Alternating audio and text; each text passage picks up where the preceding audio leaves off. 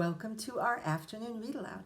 Today we are going to enjoy another book about Hanukkah, the story of Hanukkah. I can see a beautiful menorah on the cover by David Adler, illustrated by Jill Weber. Let me count. I just got to count for fun. 1, 2, 3, 4, 5, 6, 7, 8. And there's the helping candle, the shamash. And on the back, I see 2 dreidels, and I see a blue ribbon with another symbol for Judaism, for the Jewish faith, a Star of David. Here we go, the story of Hanukkah. Oh, look at these beautiful end papers. There's so many beautiful symbols of Hanukkah. There's some oil, there's some gelt, right? That's like the gold. This is an oil lamp. Remember, I showed you a picture, some photographs of what oil lamps, and these are similar to the oil lamps of Diwali, actually, right? We talked about that. A Torah, that's the Jewish holy book on a scroll, like on a paper scroll, and there's a dreidel. Okay. The story of Hanukkah. Oh, there's a dove. That's like a symbol of peace. Gold, dreidel, Star of David. Ooh, and some presents. Here we go. Oh, wow. I'm really making a connection to the book Maccabee, right? Because we again see the environment where the Jewish people, a couple of thousand years, 2,000 years ago, where they lived. It was hilly and mountainous with kind of dry desert, and they kept sheep. Here we go. The Hanukkah story begins in Israel a long time ago when it was called Judea. At that time, the Jews who lived there were farmers and shepherds. There's a shepherd, someone who takes care of sheep, and here are some farmers plowing the field.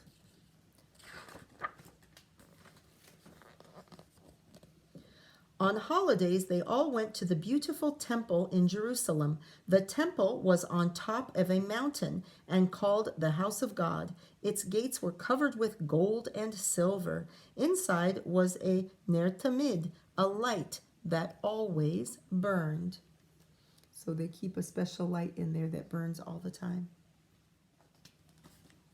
Oh my goodness, it looks like something kind of dramatic and action-packed is happening here.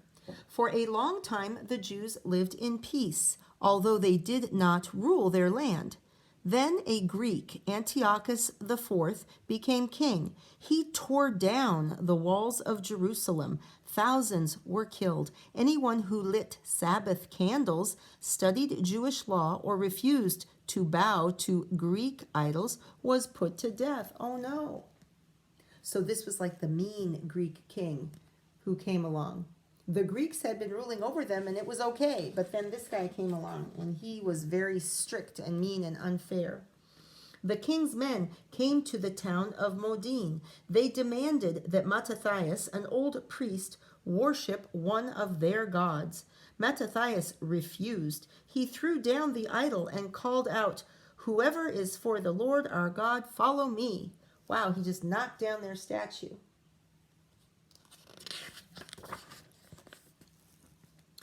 Matathias ran to the hills. His 5 sons and many other Jews followed him.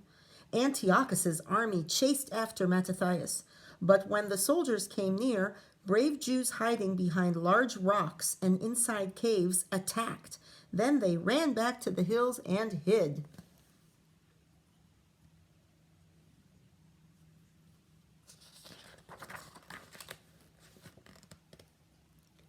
Matathias and his followers were farmers and shepherds, but they fought like trained soldiers. When Matathias died, his son Judah became their leader.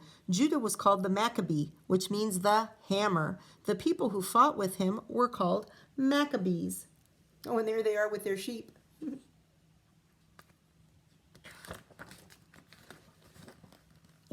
The king's armies came with bows, arrows, swords, horses, and armored elephants. But they weren't able to beat the Maccabees.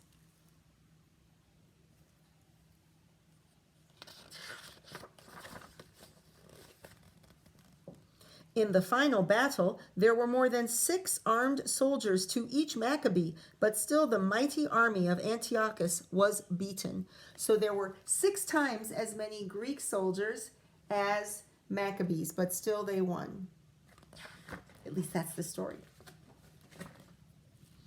Judah then led the Maccabees to Jerusalem. The Maccabees cried when they saw the temple ruined and filled with garbage. They cleaned it. They built a new altar, new gates, and new doors.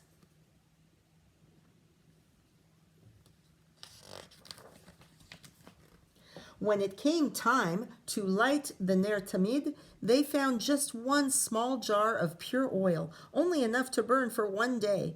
But that oil burned for 8 days until more oil could be prepared.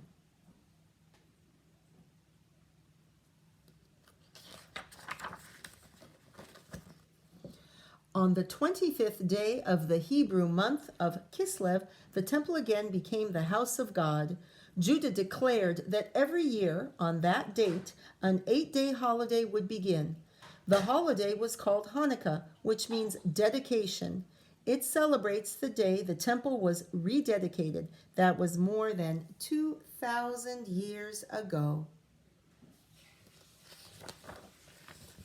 Today, all over the world, Jews celebrate Hanukkah by lighting candles, singing Hanukkah songs, and eating latkes, potato pancakes, and sufganiyot, jelly donuts. Latkes and sufganiyot are prepared in oil and remind Jews of the Hanukkah miracles.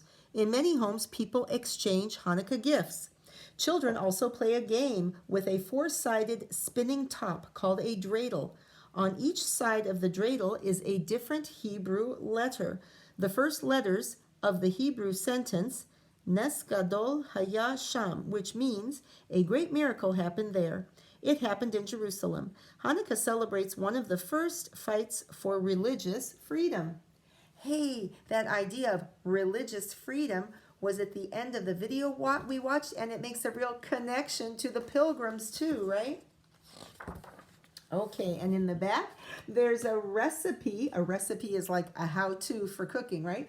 A recipe for latkes and how to play dreidel. We're not going to read that right now, but I know that this book is available at the library, both the Key School Library and I think the Central Library. So I hope you enjoyed the story of Hanukkah. I know we've read a couple of stories of Hanukkah, but I especially like this one because I think the illustrations are so beautiful. The colors and the details are really, really lovely here in this book. So that's why I like reading this one so much. And also the nice pictures of the families together, the children lighting the menorah, and the families playing dreidel together. Anyway, I hope you have a nice afternoon. Don't forget to keep washing your hands, cover your coughs and sneezes, do some reading, do some writing, help your family around the house, and I'll see you tomorrow. Bye.